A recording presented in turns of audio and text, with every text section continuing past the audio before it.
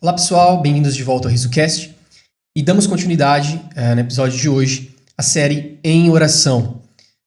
Nós vamos ficar uns 3 episódios falando dentro da série Em Oração sobre um assunto específico, ligando a oração, a importância da oração nesse contexto da vida. Na semana passada nós falamos, no último episódio, nós falamos sobre Em Seu Nome, sobre nós orarmos a partir de um lugar de comunhão com Cristo. Colossenses 3 vai dizer que nós estamos escondidos com Cristo em Deus. Efésios capítulo 2, versículo 6 vai dizer que nós estamos assentados com Cristo em lugares celestiais. Então a nossa vida de oração, ela vem de um lugar de filiação, vem de um lugar de comunhão. É uma declaração de fé ao que Jesus já fez, quem Jesus é e quem nós somos nele.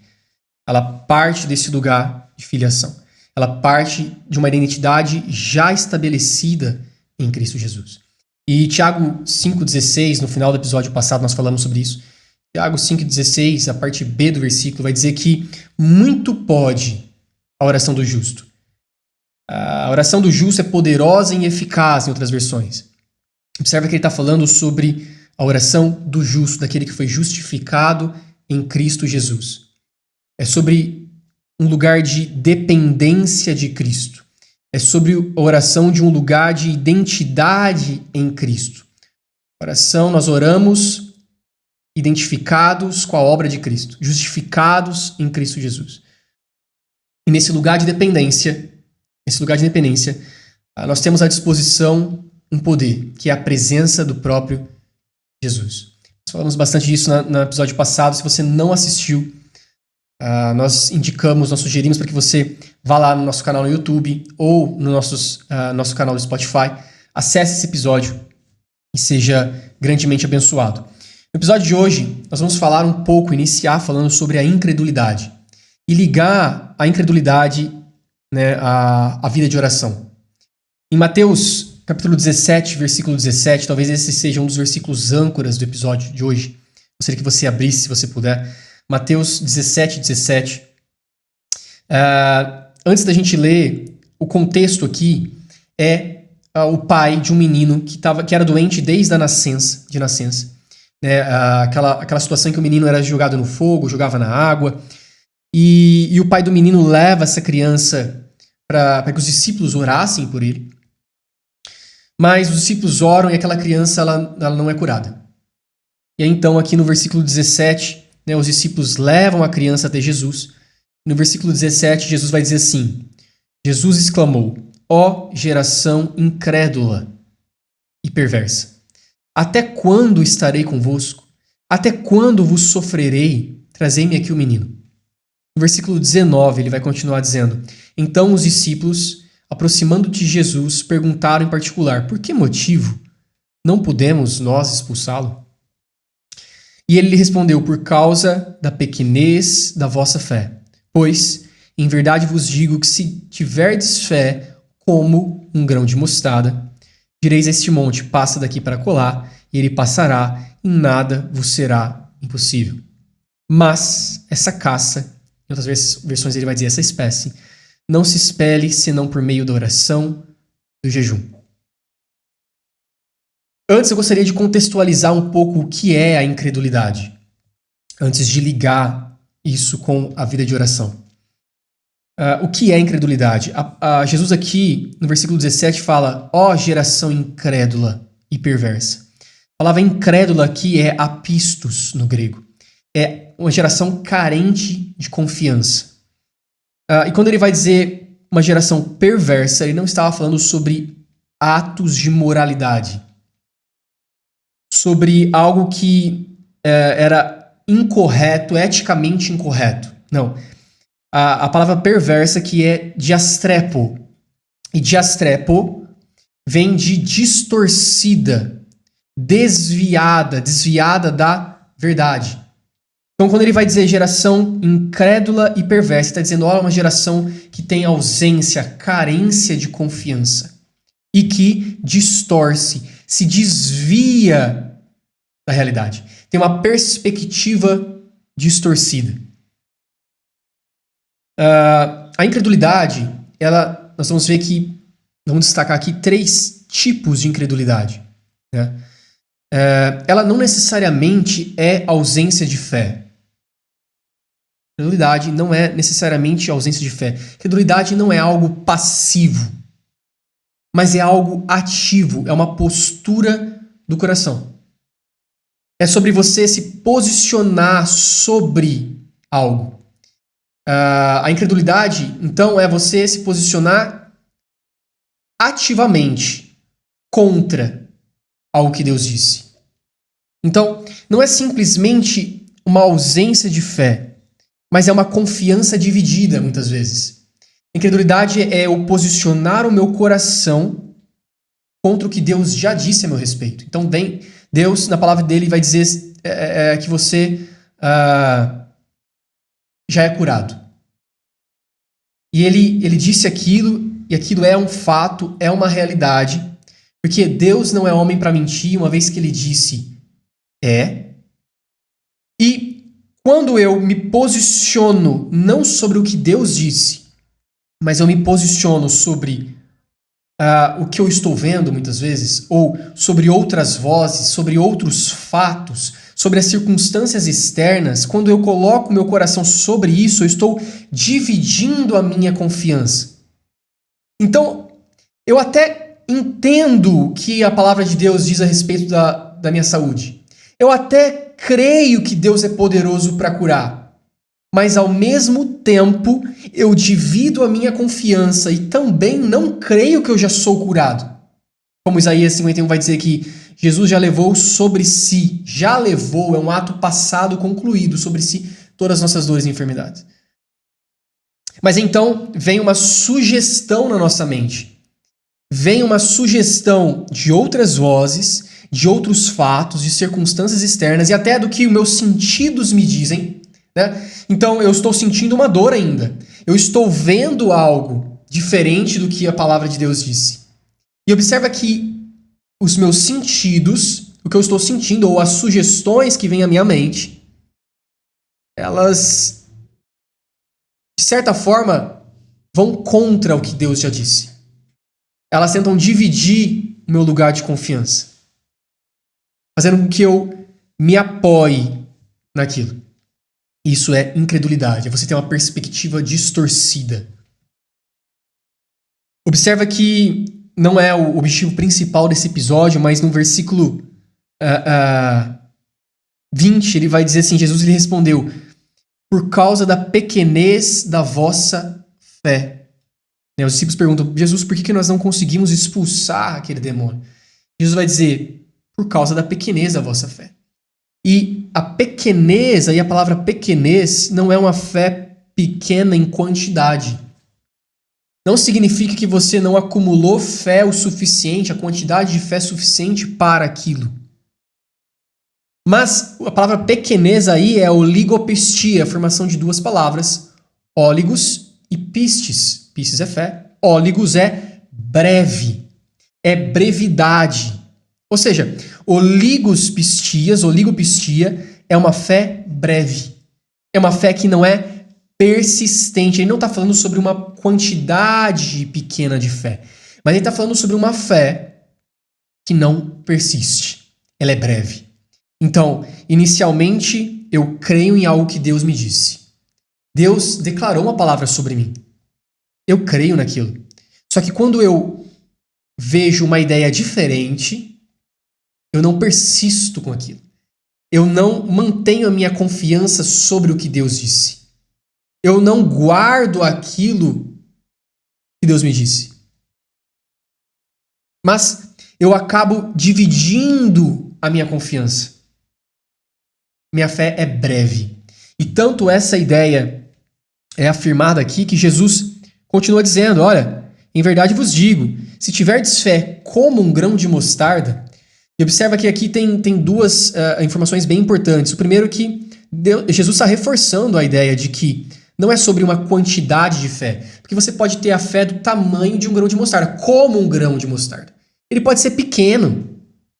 Ele pegou as menores sementes que existem. Pode ser como um grão de mostarda. Mas a questão é que se você pegar essa pequena semente e plantá-la e cuidar daquela semente, cuidar daquele lugar de confiança, aquilo nasce. Aquilo gera, embora uma pequena semente, gera uma das árvores maiores, grandes.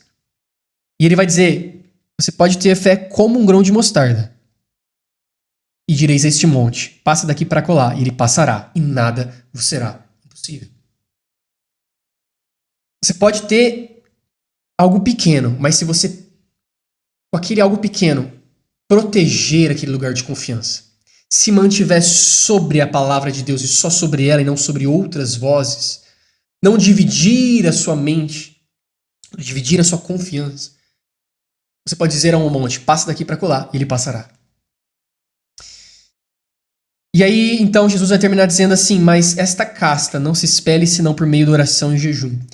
E muitas pessoas acham que Jesus está falando aqui sobre o demônio. Está dizendo que, olha, vocês não expulsaram o demônio porque esse tipo de demônio só se espelhe com oração e jejum.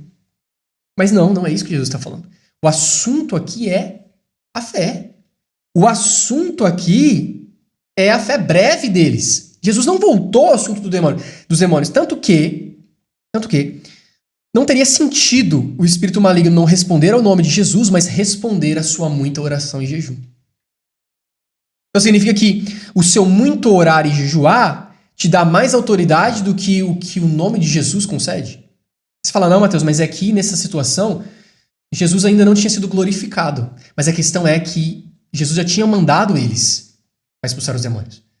Então ele não está falando aqui sobre a oração, mas está falando aqui sobre a incredulidade. E a incredulidade, ela só é expelida, destruída por meio da oração e do jejum. Então observa que nesse contexto, por isso que nós encaixamos esse episódio e os próximos 2, 3 episódios na série em oração. Para mostrar a importância de uma vida de relacionamento, oração. E nós estávamos até conversando no nosso papo de mesa que a gente faz antes, sobre as séries todas do Riso, algumas séries, e com a ajuda do Espírito Santo a gente conseguiu deixar bem claro que a oração, ela não é uma prática pesada, chata, religiosa, não é uma obrigação religiosa que nós temos que ter. Jesus aqui não estava convidando os discípulos: olha, você precisa se esforçar mais para praticar algumas coisas na sua vida. Para praticar, olha, Jesus aqui não coloca, não marca a oração em jejum como uma obrigação no sentido de uma obrigação de lei. Né? Olha, vocês têm que fazer isso. E se vocês não fizerem, vocês vão orar e nada vai acontecer. Não era sobre uma capacidade dos discípulos, uma habilidade dos discípulos de praticar algo e pela sua própria prática aquilo daria frutos. Não. Ele estava falando sobre a oração e o jejum propriamente dito. Ele estava falando sobre os resultados de uma vida de oração, os resultados de uma vida de jejum. E não sobre um esforço. Tanto porque a oração, ela é uma vida de relacionamento, ela não é uma prática chata, né? E se você acompanha o Riso há um bom tempo, você passou pelas séries, por exemplo, Uma Vida de Relacionamento, você passou pela série Em Oração mesmo, né? E outras séries anteriores, onde nós falamos sobre relacionamento, porque tudo parte de relacionamento. O relacionamento é o início e o fim de tudo. Tudo. Jesus aqui estava falando para os discípulos, é sobre relacionamento.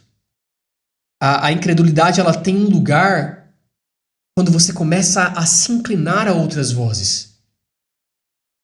E o que eu posso fazer para guardar o meu lugar de confiança dessas outras vozes? É me expondo mais à voz de Deus. Em oração. Em jejum. Nós vamos falar mais disso nesse episódio e nos próximos episódios. Nós vamos falar sobre não só o que é a fé, mas como a fé vem. Né? Mostrando que a fé é sobre um lugar, ela vem sobre um desfrutar de relacionamento. Ela é um fruto de relacionamento. E o extermínio, a destruição da incredulidade, ou seja, de um lugar no meu coração que confia em outras vozes, que acredita em outras vozes, ele é destruído também em relacionamento. Porque toda mentira é destruída na exposição da verdade. E eu sei a verdade a respeito de algo, me expondo em relacionamento. Então, se eu estou acreditando numa mentira a respeito de um assunto da minha vida, é em relacionamento que ela é destruída. Se eu acho que eu não tenho valor, eu vou descobrir que eu tenho valor em relacionamento. Se eu acho que eu não sou amado, eu vou descobrir que eu sou amado em relacionamento. Se eu não acho que quando Jesus levou sobre si todas as dores e estava falando das minhas também, eu vou ter uma certeza disso em relacionamento. Toda mentira, ela é destruída em relacionamento. E as bases para a incredulidade permanecer é a mentira. É quando eu dou voz a uma voz mentirosa. Porque se é uma voz que está contra o que Deus disse, é mentirosa. Porque Deus não mente. E se Deus disse algo, aquilo é a verdade sobre a minha vida. Se existe outra voz dizendo o contrário, não é a verdade. É uma mentira. Por quê? Porque é contrário à verdade que Deus disse. Então as bases para existir incredulidade é eu acreditar numa mentira. Seja pequena. São bases pequenas para iniciar um lugar de incredulidade. Um lugar onde eu começo a desconfiar se o que Deus disse realmente é para mim. É para agora. Não, Mateus, às vezes o que Deus disse não é para agora, é para o futuro. Agora talvez é para eu sofrer. Não. Isso é uma mentira que você está acreditando que te dá base para a incredulidade. Um lugar de confiança dividido. Acreditando em realidades inferiores. Porque a incredulidade é sempre você acreditar em realidades inferiores. E aí Jesus vai dizer, geração carente de confiança, incrédula e perversa, distorcida, desviada da verdade. Então existe uma verdade, e então ela começa a distorcer a sua perspectiva da verdade. E aí você começa a achar que aquilo é a verdade, mas não é mais a verdade, é a mentira. Distorceu a sua perspectiva. E é interessante que às vezes nós começamos a distorcer a nossa perspectiva do projeto original de Deus para a nossa vida. Aí chega um momento que nós não reconhecemos mais nem como deveria ser a nossa vida normal. Percebe? Tudo começa com uma sugestão. Às vezes a gente acha assim, não. Mateus, tudo bem eu tolerar tal coisa na minha vida. Só que a questão é que aquilo não para naquela pequena sugestão. Aquilo vai desviando da verdade, até o momento que você nem sabe o que é a vida normal em Cristo. Você nem se lembra mais, nem começa a reconhecer mais o que realmente é a verdade, porque sua visão está distorcida. Foi distorcendo. Eu não sei se vocês conseguem visualizar isso. Eu queria que você tentasse visualizar. Pense só. Pensa em duas retas. Né? Duas retas. Lá na matemática, quando a gente estava falando sobre... Quando a gente estuda lá em geometria, né? Sobre retas paralelas, retas perpendiculares, né? Retas paralelas são aquelas que elas nunca se cruzam. Paralelas. Elas têm direções iguais. Elas nunca vão se cruzar. A questão é que quando as retas não são paralelas, em algum momento elas começam ou a se separar muito, né? Ou, se elas estão já separadas, elas em algum momento vão se cruzar. Pensa só, às vezes nós podemos partir de um ponto. E aí, essas retas elas não são paralelas, elas começam a se desviar, mas no começo é tão pequeno o desvio que parecem tão certas. Né? É que nem quando um pedreiro vai subindo a parede. Ele começa a subir a parede e parece que a parede está tão reta. Só que o fato de ele não ponderar sobre o quão alinhado aquilo está... Deixa eu colocar o prumo aqui. Deixa eu ver se isso aqui realmente está paralelo. Realmente isso aqui está condizendo com o que Deus disse na minha vida. Chega um momento que começa a distorcer. Quando a parede está lá em cima, ela está torta. Eu nem percebi isso. Porque eu fui tolerando pequenas distorções. Mas no final ela está bem distorcida. Bem separada, bem afastada do que Deus realmente planejou para minha vida. E tudo iniciou com um lugar de incredulidade. Um ponto em que eu falei, tudo bem isso não ser conforme Deus disse.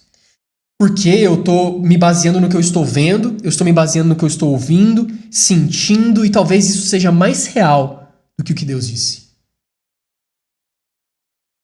E agora eu gostaria de falar sobre alguns tipos de incredulidade. 3 tipos de incredulidade. O primeiro tipo de incredulidade é aquele tipo que vem por desconhecimento da verdade. Então pensa só.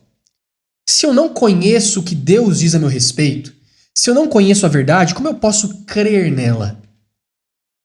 Não tem como eu crer na verdade se eu desconheço ela. Se existe uma ignorância sobre algum ponto, um desconhecimento sobre algum ponto. Então essa incredulidade, ela se baseia na falta de conhecimento da verdade. Como é que eu destruo essa incredulidade? Conhecendo a verdade. Então se eu me exponho à verdade, eu começo a conhecer a verdade, e se eu conheço, se eu estou vendo, ouvindo a verdade, eu posso crer naquilo. Lembra que Romanos 10 vai dizer, a fé vem por ouvir. Vamos falar disso em alguns episódios futuros. Ouvir e ouvir a palavra de Deus. Então eu começo a ouvir a verdade, isso começa a gerar, trazer, produzir fé. Confiança. O segundo tipo de incredulidade, ele é aquele que vem por um ensino errado, um engano. Então, se eu acredito que a verdade de Deus para minha vida é X, eu vou crer naquilo. Porque eu estou achando que aquela é a verdade. Mas na verdade é uma mentira. Existe uma incredulidade por engano. Né? Então, se eu acho que é a vontade de Deus que eu sofra,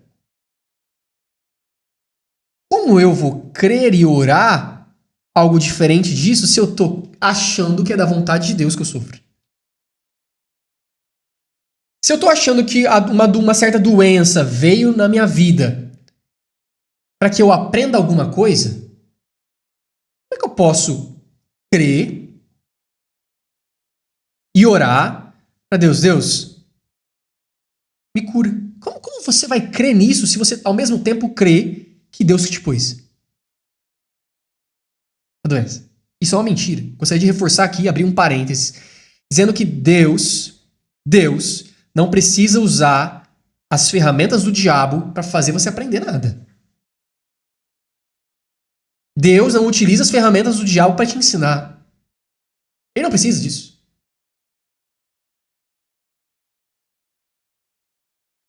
Deus não tem como fazer algo que é diferente da sua identidade, de quem ele é. Se ele é Jeová Rafá, se ele é a própria cura, como ele pode colocar uma doença? Vai contra quem ele é. Segundo ponto.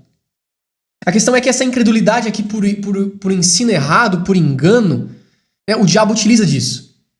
Porque ele quer estabelecer em nós diversas mentiras. Porque se nós acreditamos nessas mentiras como verdade, nós começamos a viver nelas.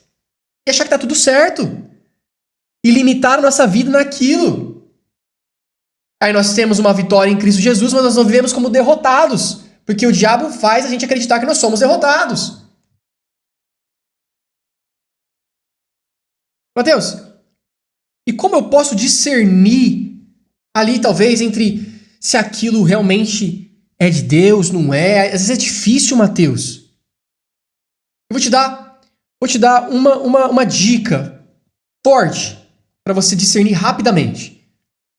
A Bíblia vai dizer, em João 10, que o diabo vem para roubar, matar e destruir. Então, se existe alguma coisa na sua vida sugerindo ou te conduzindo a permitir, a tolerar ou a viver uma vida com destruição, roubo e morte, não provém de Deus. Percebe? Então, se vem um pensamento na sua mente, uma sugestão que está vinculada à destruição, está vinculada a você viver algo onde mata seus sonhos, mata sua esperança, mata sua confiança, isso não proveio de Deus. Se vem uma ideia do tipo, essa doença é de Deus, mas espera, a doença, ela me traz vida ou me conduz à morte? Ela vem para edificar ou destruir? Destruir. Opa, então doença não é de Deus. Por quê? Jesus veio para que tenhamos vida e vida em abundância. Toda boa dádiva, todo bom perfeito vem do Pai das luzes. Agora, pelo contrário, o diabo vem para matar, roubar e destruir. Então, se existe algo que está conduzindo a isso, roubar, matar e destruir, não provém de Deus. Então, já eu posso detectar a mentira rapidamente por isso. Isso é uma dica, um ponto de como detectar rapidamente. Isso está me conduzindo à vida e vida em abundância? Seja no meu corpo, seja na minha alma, seja nos meus relacionamentos. Me conduz à vida e vida em abundância? Se não me conduz à vida e vida em abundância, tem coisa errada aí. Discirna. Agora, o terceiro tipo de incredulidade, que é o que a gente vai ficar mais tempo falando nesses episódios, no episódio de hoje e no seguinte, é aquele tipo de incredulidade que vem por você estar envolvido demais com as coisas naturais. A gente vai começar nesse episódio e terminar no episódio seguinte falando a respeito disso. É uma incredulidade que está baseada em percepções sensoriais, emocionais. É quando os seus sentidos te dominam. E isso te gera uma sugestão para dividir confiança. Então, como eu disse, Isaías vai dizer, Jesus já levou sobre si todas as nossas dores e enfermidades. Beleza. Aí eu estou sentindo uma dor. Eu estou vendo algo diferente. Os meus sentidos, as minhas percepções estão me sugerindo a acreditar em algo diferente do que Deus disse. Eu sou doente ou sou curado? Deus disse que eu já sou curado em Cristo Jesus. Mas as minhas percepções sensoriais, meus sentidos, meus olhos veem algo diferente. Ou seja, eles estão me conduzindo a um lugar de incredulidade. Ou seja, a confiar em algo diferente do que Deus disse. A dividir o meu lugar de confiança. Esse tipo de incredulidade, ela vem ligada a você se basear no natural. A viver somente uma vida no natural. E não segundo as realidades superiores. É aquela incredulidade que vem por você se satisfazer por realidades inferiores. E não viver segundo realidades superiores. Marcos 11:24 vai dizer assim, por exemplo: portanto, eu lhes digo, tudo que vocês pedirem em oração, creiam que já o receberam. E assim lhes sucederá. Agora observe. Ele fala, creiam que já o receberam e assim lhes sucederá. Então, primeiro eu creio, eu sei que aquilo é fato, eu orei, eu sei que aquilo é fato. Já é no espírito, embora eu não esteja vendo. Só que a incredulidade que vem por essas condições naturais, ela vai dizer, você não está vendo. Não é real. Você orou. Você viu mudança? Não. Então, se você não viu mudança, talvez sua oração não foi eficaz. Talvez sua oração não serviu para nada. Talvez Deus não quer te dar. Talvez nada mudou. Mas espera. Marcos 11:24 vai dizer, tudo que vocês pedirem em oração, creiam que já receberam. Não é creiam que vocês vão receber quando verem. É creiam que já receberam. Já é no Espírito. Deus já disse, já é. O que Deus disse, a gente estava falando isso também no papo de mesa. O que Deus disse a meu respeito já é desde o momento que ele disse. Então, se Deus diz algo para a vida do Wheeler hoje, ainda que ele não veja mudança nenhuma aos olhos naturais dele, já é. Que Deus disse. E a palavra rema de Deus, ela tem poder criativo. O escritor aos Hebreus vai dizer que todo o universo foi criado pela palavra rema de Deus. Quando Deus disse, aquilo já é verdade. Os olhos não estão vendo, mas já é. A questão é que o que eu faço é creio. Eu coloco a minha confiança, eu guardo aquilo, eu guardo aquela palavra. Eu permaneço naquela palavra. Eu coloco os meus pés sobre aquela palavra. Já é. E meus olhos vão ver. Agora, a incredulidade que vem do natural, ela fala, não é. Não é verdade, é mentira. É mentira porque seus olhos não veem. É mentira porque você não está escutando. É mentira porque você não está vendo. É mentira porque você não está sentindo. Observe que ela é uma incredulidade ligado ao natural. A questão é que 2 Coríntios 5,7, por exemplo, vai dizer porque vivemos, porque andamos por fé e não pelo que vemos. Qual deve ser o nosso estilo de vida? O estilo de vida da nova criatura, eu já disse várias vezes, o estilo de vida da nova criatura é totalmente fundamentado no que Cristo conquistou, é vivido pela fé no Espírito. É uma vida de fé no Espírito. Então nós vivemos, não vivemos pelo que vemos, mas vivemos pela fé. É um estilo de vida do justo. O estilo de vida do justo é o justo viverá pela fé. E essa vida de fé é um andar no Espírito. Porque se você andar segundo a carne, segundo as inclinações naturais da carne, só é real aquilo que você vê. Só é real aquilo que você sente. Só é real aquilo que as circunstâncias externas estão te mostrando. Não o que Deus disse. Percebe isso?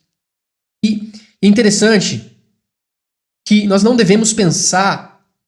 Você pode falar assim, então, Mateus, você está falando para mim que os meus sentimentos, minhas emoções são erradas. Não são. Quem criou sua alma? Deus. Quem te deu sentimentos e emoções?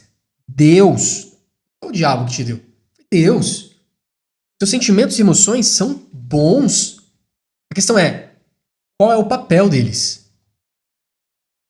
Qual é o papel das minhas emoções e dos meus sentimentos? Os meus sentimentos e emoções, eles servem para nos alertar coisas.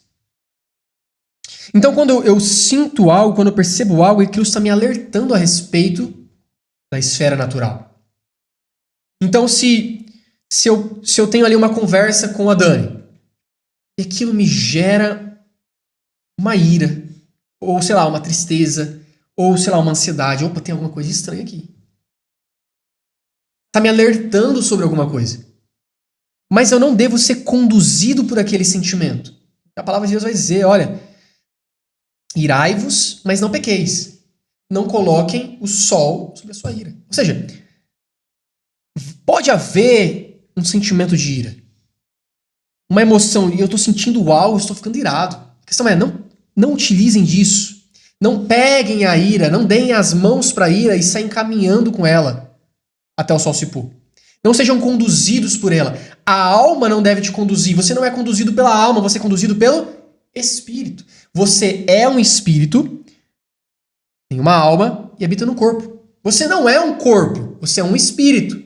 Tem uma alma e habita no corpo. Você deve ser conduzido pelo seu espírito, que é conduzido pelo Espírito Santo em você. Você não deve ser conduzido pela sua alma. Mateus, a minha alma é errada? Não. Não é errada. Ela é de Deus. Deus te deu ela. Mas ela não te deu para te conduzir. Você deve ser conduzido pelo Espírito, não pela alma. Agora, a alma vai te alertar coisas. Opa, oi, tem uma coisa errada aqui nesse relacionamento. Oi, tem uma coisa errada aqui nesse assunto. Agora, não serve para você se basear nela. Deixar ela liderar a sua vida. Limitar a sua vida. Sua vida não pode ser limitada por realidades inferiores. Sua vida não pode ser limitada pelo que você está vendo, sentindo, ouvindo. Existem realidades superiores. E é por elas que você deve viver no Espírito. Em fé. Enquanto a incredulidade te chama para viver a esfera natural, que você está vendo, sentindo e ouvindo, o Espírito te chama a viver aquilo que Cristo já conquistou, aquilo que já é, que Deus já disse. Mateus, então, significa que a fé ela vai ficar ignorando a existência do problema? Não, ela não vai ignorar a existência do problema. Tanto que Deus disse, olha, vocês vão dizer à montanha, passa daqui para colar e ela sairá. Então observa que a fé ela não ignorou a existência da montanha, não. Finge que a montanha não existe. Não existe, não existe, não existe, não existe, não existe, não existe, não existe. Não, não é isso. Ela existe. O problema existe. Aquilo eu estou percebendo, está errado. Mas a fé, ela não dá aquilo o poder de influência. Eu estou sentindo alguma coisa, mas eu não deixo aquilo influenciar minha vida. A fé, ela não ignora o problema, mas ela não dá aquilo o poder de influência. O que rege a minha vida? Aquilo que Cristo conquistou. Minha vida é totalmente fundamentada naquilo que Cristo conquistou. O que Deus disse a meu respeito. Então, enquanto o seu espírito recriado, ele sempre crê no que Deus disse? Observa só. O seu espírito recriado, ele tem vivendo nele o Espírito Santo. Eles estão fundidos, unidos. O seu espírito recriado, ele sempre crê no que Deus disse. É a realidade. Seu espírito, ele nunca chega um momento que ele fala, não creio. E não existe nada mais real do que aquilo que Deus disse. O Espírito Santo de Deus está nele. Agora, a sua mente nem sempre crê. Seu espírito sempre crê. Sua mente nem sempre crê. E aí que tá. Uma mente não renovada na palavra de Deus, ela começa a se basear em realidades inferiores. Uma mente que não está sendo exposta à voz de Deus, ao que Deus diz, à palavra de Deus, ela começa a se basear em realidades inferiores, nos sentidos, no natural. Então, o que rege a mente não renovada são os sentidos.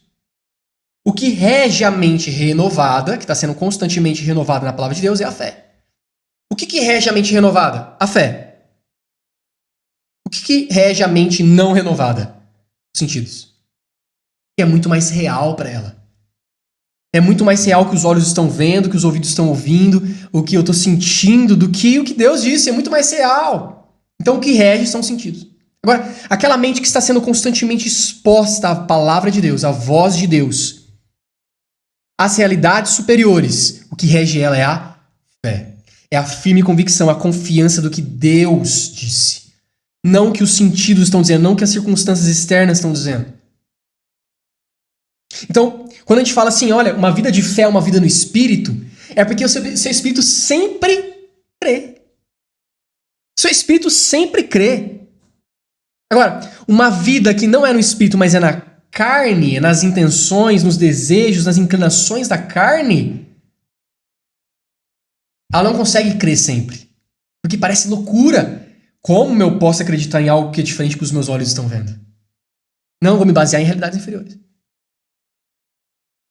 E aí então, observa que, novamente, que a incredulidade não é passivo, não é ausência de fé, mas é ativo, é uma postura do coração. É quando você permite que o seu coração comece a descansar em outro lugar, a depender de outra fonte, a depender dos sentidos, a depender do que os olhos estão vendo e não do que Deus disse. É uma postura do coração, é sobre ter um lugar de confiança diferente. Incredulidade. Incredulidade. E aí então Jesus vai dizer, a pequenez da vossa fé, oligopistia, uma fé breve, que não é persistente. Você começou a crendo o que eu te disse. Mas aí quando você vê as coisas diferente com seus olhos, quando você começa a ouvir diferente, sentir diferente, você começa a querer confiar nessas coisas. Fé breve. E aí ele faz até uma comparação, reafirmando, olha, você não precisa de muita fé, uma quantidade de fé absurda. Se você tiver fé como uma semente de mostarda, pequenininha, você consegue mover montanhas. A questão é que é só ela. É só ela. Pode ser uma semente de mostarda, mas se for só ela, se ela estiver plantada e você cuidar dela, ela germinar, ela nascer, ela move montanhas. Agora, o problema é quando você tem a semente de Deus, a voz de Deus e outras vozes. Outras ideias querendo disputar com a verdade de Deus. Tiago, capítulo 1, já chegando ao final do episódio. Tiago, capítulo 1, versículo 6, ele vai dizer assim, peça, porém, com fé, sem duvidar, pois aquele que duvida é semelhante à onda do mar, levada e agitada pelo vento. Quando ele fala assim, peça com fé, peça de forma imóvel, inabalável, sem duvidar. E a palavra duvidar aí, ela tem o sentido de vacilar, cambalear. É uma disputa interna. O que o Tiago está dizendo? Olha, peça com fé, imóvel, inabalável, sem ficar vacilando entre as ideias. Sem ficar cambaleando. uma disputa interna com o seu coração, dizendo, eu creio, mas ao mesmo tempo eu creio em outra coisa. Eu sei que é o que Deus disse, mas ao mesmo tempo eu sei, eu não acredito, eu acho que é diferente. Quando ele fala assim, peça porém com fé sem duvidar, novamente, Tiago não está falando para você ser perfeito. Se esforça para não duvidar, hein? Se esforça. Não é um chamado para performance. Tanto porque a fé inabalável, você ter essa posição imóvel, não proveio de você. Você não é nem o autor da sua fé. Quem é o autor e consumidor da sua fé? Cristo Jesus. Então você não se esforça para ter fé. Ela vem. E ela vem por ouvir, nós vamos falar mais disso nos episódios seguintes, e ouvir a palavra, o rema de Deus, a voz revelada de Deus. Quando Deus fala, aquilo gera confiança, gera fé, gera convicção, nos alimenta. Então Tiago não está dizendo aqui, se esforce para não duvidar, hein? Não é um chamado para performance, é um chamado para rendição. Percebe? Às vezes a gente acha que Tiago está falando assim, olha, se você não se esforçar bastante para não duvidar e orar duvidando, você é semelhante à onda do mar, levada e agitada pelo vento. Não pense você que receberá alguma coisa do Senhor. Porque é alguém que tem mente dividida, instável em tudo que faz. Mas na verdade, Tiago está falando assim, se renda. Se renda, é sobre você se render ao que Deus disse. E é interessante porque ele vai continuar dizendo assim, olha, não pense tal homem que receberá coisa alguma do Senhor. Não significa que Deus vê que você está duvidando e fala, porque você está duvidando, então eu não vou te dar nada. Tanto porque Deus já te deu em Cristo Jesus. Deus não vai te curar. Ele já proveu a cura em Cristo Jesus. Deus não vai te fazer prosperar. Ele já te fez próspero em Cristo Jesus.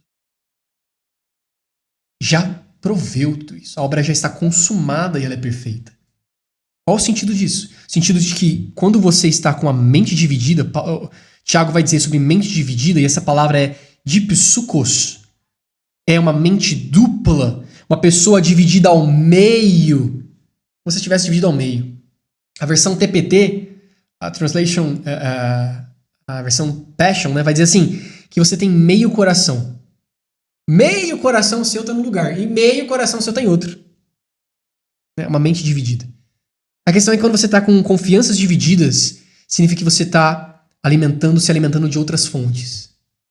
Esperando de outras fontes. Então o que está te alimentando são outras fontes. Nós vamos falar mais disso no episódio que vem. É como se você colocasse sua dependência de outro lugar, esperando receber de outro lugar, e não da graça de Deus, que já proveu tudo. Que é sua por herança.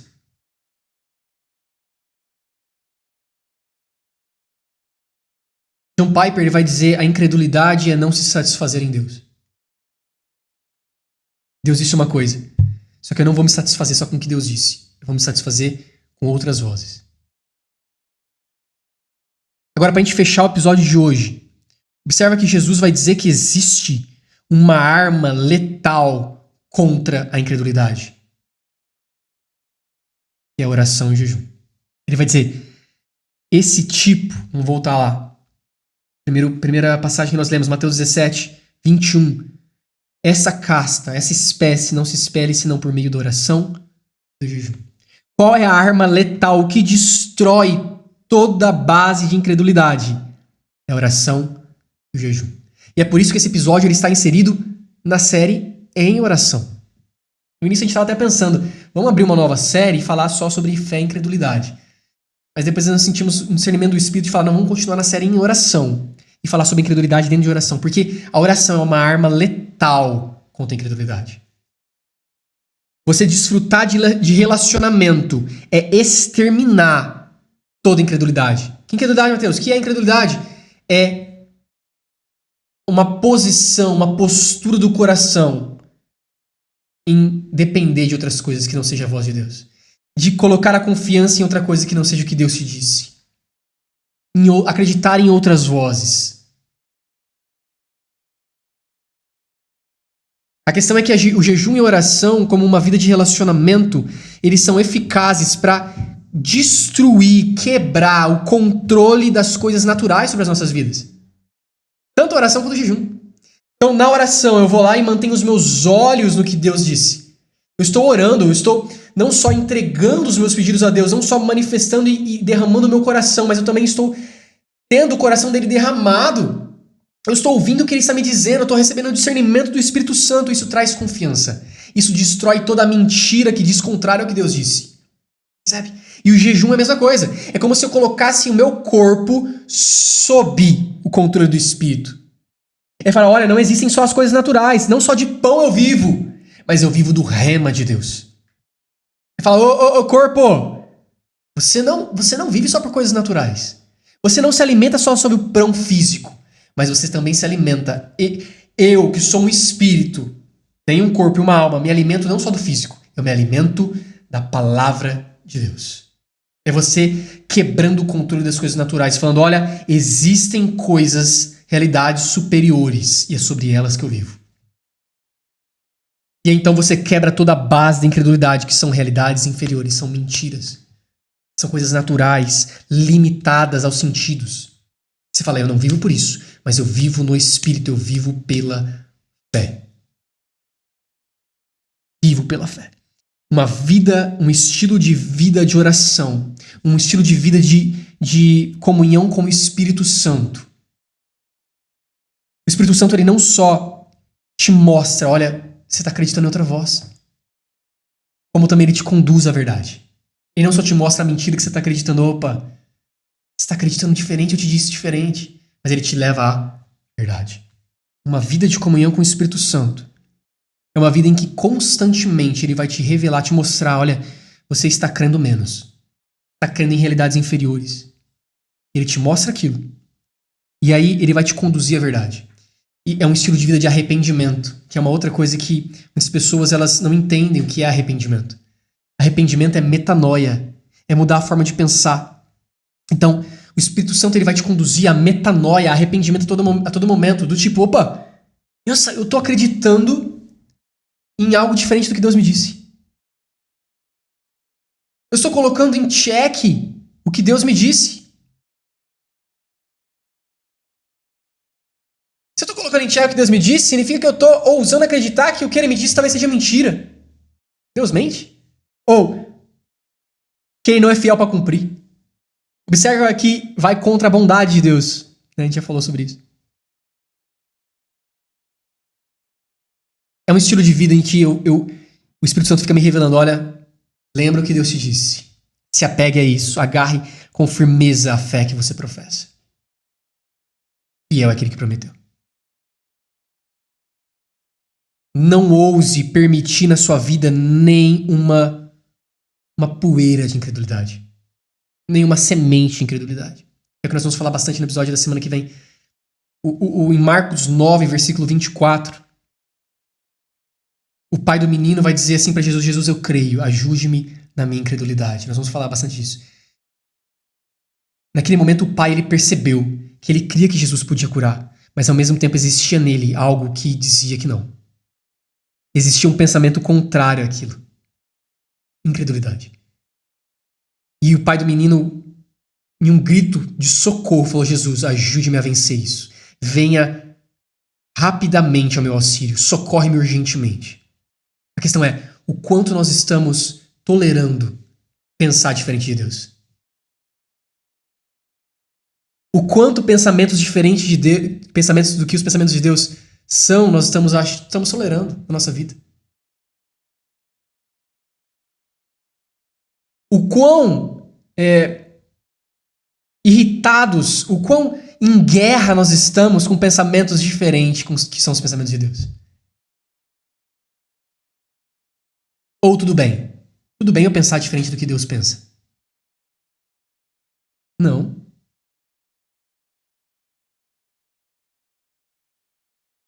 É você desfrutar de uma vida de relacionamento, de oração. E nessa vida de oração, nessa vida de relacionamento, as realidades superiores são mais claras. Elas são mais destacadas do que as coisas naturais. Eu estou mais consciente das coisas do Espírito do que das coisas da carne. Eu estou mais consciente do que Deus me disse do que o que as circunstâncias estão dizendo. A voz de Deus está me alimentando todos os dias, muito mais do que as vozes do mundo. Me traz incredulidade. É sobre isso. É sobre você correr e falar: Jesus, se existe algum pingo, alguma semente, alguma pó de incredulidade, venha correndo em meu auxílio. Porque eu não quero ousar pensar diferente do que Deus pensa sobre a minha vida. Isso é em oração. Isso é em oração. É nós termos assistência plena. E termos a mente de Cristo. Como é que eu ouso pensar diferente do que Cristo pensa? Como é que eu ouso pensar por realidades inferiores? Se existem realidades superiores que definem quem eu sou. Quem eu sou em Cristo. Amém? Nós vamos continuar na semana que vem esse episódio, a série, esse conjunto de episódios. E eu declaro o Espírito Santo trazendo revelações ao seu coração. Revelações ao seu coração. Revelando pensamentos que parecem ser muito sutis, mas na verdade são diferentes do que Deus pensa. E que pelo fato de você aceitá-los, faz você viver diferente. O Espírito Santo ele venha te orientar, venha te trazer discernimento. Declaro isso, discernimento do alto, sabedoria do alto chegando. Uma reafirmação da voz de Deus na sua vida. A palavra rema de Deus alimentando você. Você sendo alimentado, edificado pela palavra rema, pela voz de Deus. No nome de Jesus, gostaria que você fechasse seus olhos, baixasse sua cabeça. Pai, nós te agradecemos por essa vida de relacionamento que temos com o Senhor. Por essa ligação íntima, por essa assistência plena, por essa comunhão com o Espírito Santo. Que é uma arma letal. O nosso relacionamento, Pai, ele é, por si só, uma arma letal contra toda incredulidade. Contra todo pensamento que se levanta contra o que o Senhor disse. Pai, nós não queremos crer diferente do que o Senhor disse. Não queremos, Pai.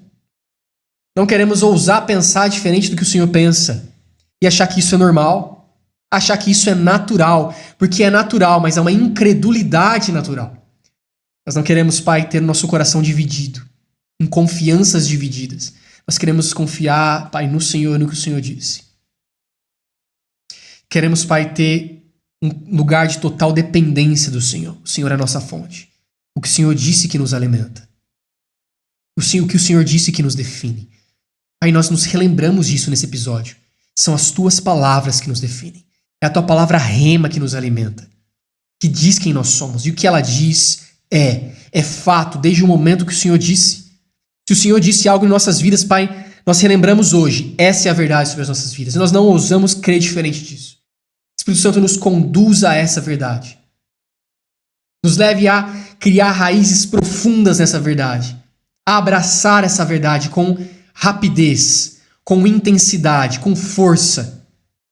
No nome de Jesus. No nome de Jesus. Tudo é possível a nós quando cremos, Pai. Nós te agradecemos por essa vida de relacionamento, por essa vida de oração. Em nome de Jesus.